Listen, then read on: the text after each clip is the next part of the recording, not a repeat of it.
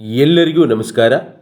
8ನೇ ತರಗತಿಯ ಸಮಾಜ ವಿಜ್ಞಾನ ಪರಿಷ್ಕೃತ 2024 ಭೂಗೋಳಶಾಸ್ತ್ರ ವಿಭಾಗದ ಅಧ್ಯಾಯ ಜಲಗೋಳ. ಈ ಅಧ್ಯಾಯದ ಅಭ್ಯಾಸದ ಪ್ರಶ್ನೋತ್ತರಗಳನ್ನು ಈ ವಿಡಿಯೋದಲ್ಲಿ ನೋಡೋಣ. ಮೊದಲಿನ ವಿಡಿಯೋಗಳು ನಿಮಗೆ ಬೇಕಂದರೆ ಡಿಸ್ಕ್ರಿಪ್ಷನ್ ಬಾಕ್ಸಲ್ಲಿ ಲಿಂಕ್ ಇರುತ್ತೆ, ನೋಡ್ಬೋದು. ಮೊದಲ ಮುಖ್ಯ ಪ್ರಶ್ನೆ: ಖಾಲಿ ಬಿಟ್ಟಿರುವ ಸ್ಥಳಗಳನ್ನು ಸೂಕ್ತ ಪದಗಳಿಂದ ಭರ್ತಿ ಮಾಡಿರಿ. ಕಂಡಾವರನ ಪ್ರದೇಶದ ಸರಾಸರಿ ಆಳವು ಡ್ಯಾಶ್ ಆಗಿದೆ. 100 ಪ್ಯಾದಮ್ಗಳು ಆಗಿದೆ. ಕಂಡಾವರನ ಪ್ರದೇಶದ ಸರಾಸರಿ ಆಳವು 100 ಪ್ಯಾದಮ್ಗಳು ಆಗಿದೆ.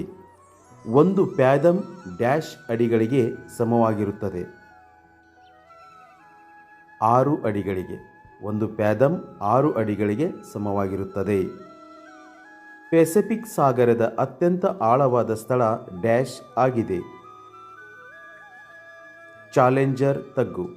ಪೆಸಿಫಿಕ್ ಸಾಗರದ ಅತ್ಯಂತ ಆಳವಾದ ಸ್ಥಳ ಚಾಲೆಂಜರ್ ತಗ್ಗು ಆಗಿದೆ. ಸಾಗರಗಳ ಸರಾಸರಿ ಲವಣತೆಯ ಪ್ರಮಾಣ ಡ್ಯಾಶ್ರಷ್ಟಿದೆ. 35/1000 ಅಂದರೆ 1000 ಭಾಗದಲ್ಲಿ 35 ಭಾಗ ಎಂದರ್ಥ. 1000 ಭಾಗದಲ್ಲಿ 35 ಭಾಗ ಏನಿದೆ ಅಂದರೆ ಲವಣತೆ ಅಂದರೆ ಉಪ್ಪಿನ ಅಂಶ ಈ ಸಮುದ್ರ ಸಾಗರಗಳಲ್ಲಿ ಇರುತ್ತೆ. ನೆಕ್ಸ್ಟ್, ಹುಣ್ಣಿಮೆಯ ದಿನಗಳಲ್ಲಿ ಕಂಡುಬರುವ ಉಬ್ಬರಗಳು ಡ್ಯಾಶ್. ಗರಿಷ್ಠ ಅಥವಾ ಅಧಿಕ ಭರತ. ಗರಿಷ್ಠ ಅಥವಾ ಅಧಿಕ ಭರತ. ನೆಕ್ಸ್ಟ್, 2ನೇ ಮುಖ್ಯ ಪ್ರಶ್ನೆ ನೋಡೋಣ. ಕೆಳಗಿನ ಪ್ರಶ್ನೆಗಳಿಗೆ ಉತ್ತರಿಸಿ.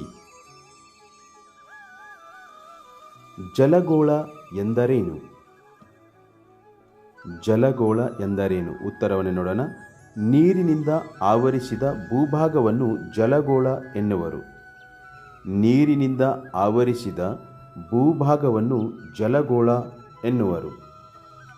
ಓಕೆ, ನೆಕ್ಸ್ಟ್ ಹೋಗೋಣ. ಸಾಗರ ತಳದ ಭೂ ಸ್ವರೂಪದ 4 ಪ್ರಮುಖ ಭಾಗಗಳನ್ನು ತಿಳಿಸಿ. ಉತ್ತರವನ್ನು ನೋಡೋಣ. ಸಾಗರ ತಳದ ಭೂ ಸ್ವರೂಪಗಳು: ಕಂಡಾವರನ ಪ್ರದೇಶ, ಕಂಡಾವರನ ಇಳಿಜಾರು, ಆಳಸಾಗರದ ಮೈದಾನ, ಸಾಗರ ತಗ್ಗುಗಳು. ಸಾಗರ ತಳದ ಭೂ ಸ್ವರೂಪಗಳು: ಕಂಡಾವರನ ಪ್ರದೇಶ, ಕಂಡಾವರನ ಇಳಿಜಾರು, ಆಳಸಾಗರದ ಮೈದಾನ, ಹಾಗೆ ಸಾಗರ ತಗ್ಗುಗಳು. ಸಾಗರ ಪ್ರವಾಹಗಳಿಗೂ ಮತ್ತು ಉಬ್ಬರ ಇಳಿತಗಳಿಗೂ ಇರುವ ವ್ಯತ್ಯಾಸಗಳನ್ನು ತಿಳಿಸಿರಿ. ಉತ್ತರವನ್ನು ನೋಡೋಣ. ಒಂದು ಸೈಡು ಸಾಗರ ಪ್ರವಾಹಗಳನ್ನು ನೋಡೋಣ, ಮತ್ತೊಂದು ಸೈಡು ಉಬ್ಬರ ಇಳಿತಗಳನ್ನು ನೋಡೋಣ. ಸಾಗರ ಪ್ರವಾಹ ನೋಡಿ. ನಿಶ್ಚಿತ ದಿಕ್ಕಿನಲ್ಲಿ ನಿರಂತರವಾಗಿ ಚಲಿಸುವ ಸಾಗರದ ಮೇಲ್ಮೈ ನೀರನ್ನು ಸಾಗರ ಪ್ರವಾಹ ಎನ್ನುವರು. ಈ ಕಡೆ ಉಬ್ಬರ ಇಳಿತ ನೋಡಿ. ಸಮುದ್ರ ಅಥವಾ ಸಾಗರದ ನೀರು ನಿಯಮಿತವಾಗಿ ಏರುವುದು ಮತ್ತು ಇಳಿಯುವುದನ್ನು ಉಬ್ಬರವಿಳಿತ ಎನ್ನುವರು. ಈ ಸಾಗರ ಪ್ರವಾಹಗಳಲ್ಲಿರ್ತಕ್ಕಂಥ ವಿಧಗಳನ್ನು ನೋಡೋಣ. ಮುಖ್ಯವಾಗಿ 2 ವಿಧಗಳು. ಒಂದು ಉಷ್ಣ ಸಾಗರ ಪ್ರವಾಹಗಳು, ಇನ್ನೊಂದು ಶೀತ ಸಾಗರ ಪ್ರವಾಹಗಳು. ಹಾಗೆ ಉಬ್ಬರವಿಳಿತಗಳಿರ್ತಕ್ಕಂಥ ವಿಧಗಳನ್ನು ನೋಡೋದಾದರೆ ಗರಿಷ್ಠ ಉಬ್ಬರ ಅಥವಾ ಅದಕ್ಕೆ ಅಧಿಕ ಭರತ ಅಂತಲೂ ಕೂಡ ಹೇಳ್ತು. ಇನ್ನೊಂದು ಕನಿಷ್ಠ ಉಬ್ಬರ ಅಂತ ಇದೆ. ನೆಕ್ಸ್ಟು ಸಾಗರ ಪ್ರವಾಹ ಬೀರ್ತಕ್ಕಂಥ ಅಂಶಗಳು.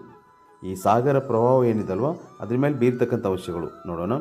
ಭೂಮಿಯ ದೈನಿಕ ಚಲನೆ, ಉಷ್ಣಾಂಶ, ಮಾರುತಗಳು, ಲವಣತೆ, ಭೂಭಾಗಗಳ ಆಕಾರ. ಈ ಕಡೆ ನೋಡಿ ಪ್ರಭಾವ ಬೀರುವ ಅಂಶಗಳು, ಉಬ್ಬರ ಇಳಿತಗಳ ಮೇಲೆ ಪ್ರಭಾವ ಬೀರುವ ಅಂಶಗಳು. ಚಂದ್ರ ಮತ್ತು ಸೂರ್ಯ ಗುರುತ್ವಾಕರ್ಷಣ ಶಕ್ತಿ. ಚಂದ್ರ ಮತ್ತು ಸೂರ್ಯನ ಗುರುತ್ವಾಕರ್ಷಣ ಶಕ್ತಿ ಇಲ್ಲಿ ಪ್ರಭಾವ ಬೀರುತ್ತೆ. ಹಾಗೆ ಭೂಮಿಯ ದೈನಿಕ ಚಲನೆ, ಸಾಗರ ಪ್ರವಾಹಗಳಿಗೂ ಅದು ಪ್ರಭಾವ ಬೀರುತ್ತೆ. ಹಾಗೆ ಉಬ್ಬರ ಇಳಿತಗಳ ಮೇಲೆ ಕೂಡ ಪ್ರಭಾವವನ್ನು ಬೀರುತ್ತೆ. ಭೂಮಿಯ ದೈನಿಕ ಚಲನೆ. ಭೂಮಿಯ ಕೇಂದ್ರಾಪಗಮನ ಶಕ್ತಿ. ಭೂಮಿಯ ಕೇಂದ್ರಾಪಗಮನ ಶಕ್ತಿ. ಗರಿಷ್ಠ ಉಬ್ಬರ ಮತ್ತು ಕನಿಷ್ಠ ಉಬ್ಬರಗಳ ನಡುವಿನ ವ್ಯತ್ಯಾಸಗಳನ್ನು ತಿಳಿಸಿ. ಉತ್ತರವನ್ನು ನೋಡೋಣ. ಒಂದು ಸೈಡು ಗರಿಷ್ಠ ಉಬ್ಬರ, ಇನ್ನೊಂದು ಸೈಡು ಕನಿಷ್ಠ ಉಬ್ಬರ. ಗರಿಷ್ಠ ಉಬ್ಬರ ನೋಡಿ. ಇದು ಭೂಮಿ, ಚಂದ್ರ ಮತ್ತು ಸೂರ್ಯ ಇವುಗಳು ಒಂದೇ ಸರಳ ರೇಖೆಯಲ್ಲಿರುವ ಅಮಾವಾಸ್ಯೆ ಅಥವಾ ಹುಣ್ಣಿಮೆಗಳಲ್ಲಿ ಉಂಟಾಗುತ್ತದೆ. ಈ ಕಡೆ ಕನಿಷ್ಠ ಉಬ್ಬರ ಇದು ವೃದ್ಧಿ ಚಂದ್ರ ಮತ್ತು ಅರ್ಧಾಧಿಕ್ಯ ಚಂದ್ರನ ದಿನಗಳಲ್ಲಿ ಕಂಡುಬರುತ್ತದೆ.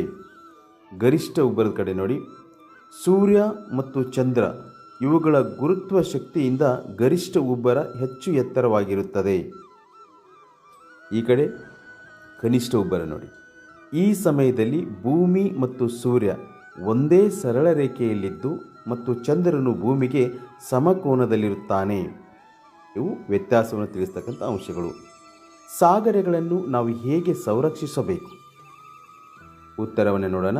ಸಾಗರಗಳ ಸಂರಕ್ಷಣೆ: ಕಚ್ಚಾ ತೈಲವನ್ನು ಕೊಳವೆ ಮೂಲಕ ಸಾಗಿಸುವುದು, ಅಣು ಇಂಧನ ತ್ಯಾಜ್ಯ ವಸ್ತುಗಳನ್ನು ನಿಯಂತ್ರಿಸುವುದು, ರಾಸಾಯನಿಕ ವಸ್ತುಗಳ ನಿಯಂತ್ರಣ, ತೀರಗಳಲ್ಲಿ ಅದಿರುಗಳ ಸಂಗ್ರಹಣೆ ನಿಯಂತ್ರಣ, ತೀರಗಳಲ್ಲಿ ಅಂದರೆ ಸಮುದ್ರ ತೀರಗಳಲ್ಲಿ ಅದಿರುಗಳ ಸಂಗ್ರಹಣೆ ನಿಯಂತ್ರಣ, ಗಣಿಗಾರಿಕೆ ಕಾರ್ಯ ನಿಯಂತ್ರಣ, ಸಾಗರ ಮತ್ತು ಸಮುದ್ರಗಳ ಸಮೀಪ ಗಣಿಗಾರಿಕೆಯನ್ನು ಮಾಡೋದು ನಿಯಂತ್ರಣ ಮಾಡಬೇಕು.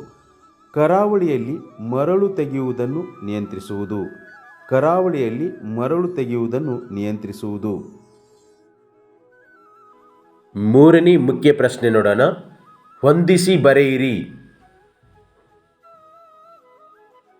ಇಲ್ಲಿ ಎರಡು ಭಾಗಗಳಿದ್ದಾವೆ. ಒಂದು ಸೈಡು ಅ ಭಾಗ, ಇನ್ನೊಂದು ಸೈಡು ಬ ಭಾಗ. ಅ ಭಾಗದಲ್ಲಿರುವ ವಿಷಯಗಳನ್ನು ಬ ಭಾಗದಲ್ಲಿರುವ ವಿಷಯಗಳೊಂದಿಗೆ ಹೊಂದಿಸಬೇಕಾಗತ್ತೆ. ಇವಾಗ ಒಂದೊಂದಾಗಿ ಹೊಂದಿಸೋಣ.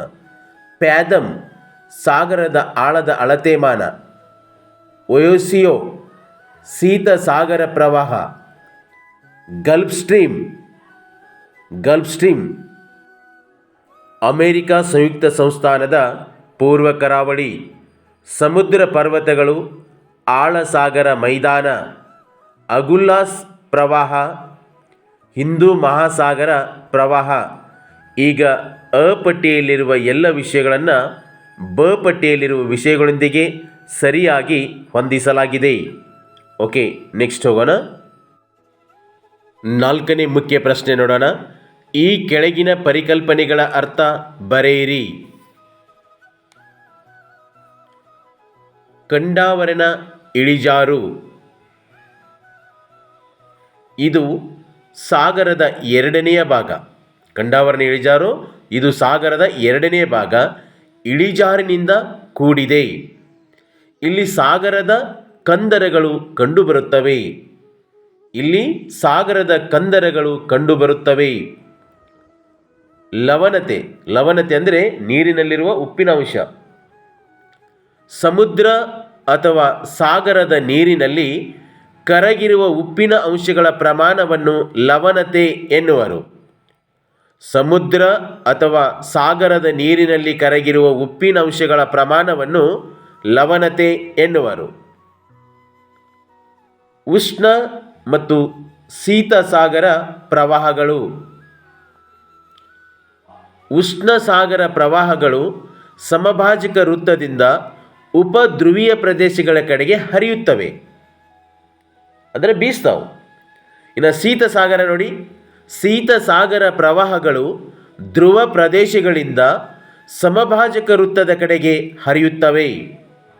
ಶೀತ ಸಾಗರ ಪ್ರವಾಹಗಳು ಧ್ರುವ ಪ್ರದೇಶಗಳಿಂದ ಸಮಭಾಜಕ ವೃತ್ತದ ಕಡೆಗೆ ಹರಿಯುತ್ತವೆ. ಓಕೆ, ನೆಕ್ಸ್ಟ್ ಹೋಗೋಣ.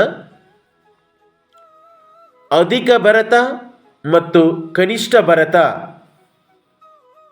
ಸಮುದ್ರ ಅಥವಾ ಸಾಗರದ ನೀರು ಒಮ್ಮೆ ಏರುವುದನ್ನು ಅಧಿಕ ಭರತ ಎನ್ನುವರು. ನೋಡಿ, ಸಮುದ್ರ ಅಥವಾ ಸಾಗರದ ನೀರು ಒಮ್ಮೆ ಏರುವುದನ್ನು ಅಧಿಕ ಭರತ ಎನ್ನುವರು. ಸಮುದ್ರ ಅಥವಾ ಸಾಗರದ ನೀರು ಒಮ್ಮೆ ಇಳಿಯುವುದನ್ನು ಕನಿಷ್ಠ ಭರತ ಎನ್ನುವರು. ಸಮುದ್ರ ಅಥವಾ ಸಾಗರದ ನೀರು ಒಮ್ಮೆ ಇಳಿಯುವುದನ್ನು ಕನಿಷ್ಠ ಭರತ ಎನ್ನುವರು. ಏರುವುದನ್ನು ಅಧಿಕ ಭರತ ಅಂದರೆ ಇಳಿಯುವುದನ್ನು ಕನಿಷ್ಠ ಭರತ ಅಂತ ಕರೀತಾರೆ. ಓಕೆ, ನೆಕ್ಸ್ಟ್ ಹೋಗೋಣ. ಬೆಂಗುಲ್ವಾ ಪ್ರವಾಹ ಇದು ದಕ್ಷಿಣ ಅಟ್ಲಾಂಟಿಕ್ ಸಾಗರದ ಶೀತ ಸಾಗರ ಪ್ರವಾಹವಾಗಿದೆ. ಇದು ದಕ್ಷಿಣ ಅಟ್ಲಾಂಟಿಕ್ ಸಾಗರದ ಶೀತ ಸಾಗರ ಪ್ರವಾಹವಾಗಿದೆ. ಉಬ್ಬರ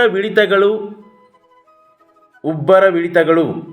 ಸಮುದ್ರ ಅಥವಾ ಸಾಗರದ ನೀರು ನಿಯಮಿತವಾಗಿ ಏರುವುದು ಮತ್ತು ಇಳಿಯುವುದನ್ನು ಉಬ್ಬರವಿಳಿತ ಎನ್ನುವರು. ಸಮುದ್ರ ಅಥವಾ ಸಾಗರದ ನೀರು ನಿಯಮಿತವಾಗಿ ಏರುವುದು ಮತ್ತು ಇಳಿಯುವುದನ್ನು ಉಬ್ಬರವಿಳಿತ ಎನ್ನುವರು.